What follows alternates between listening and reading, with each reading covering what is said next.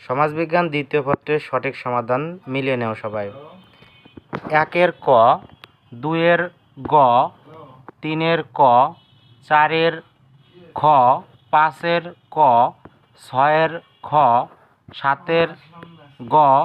এরপরে পেজে হলো 8-এর ঘ, 9-এর খ, 10-এর ক, 11-র ক, 12-র খ, 13-র গ,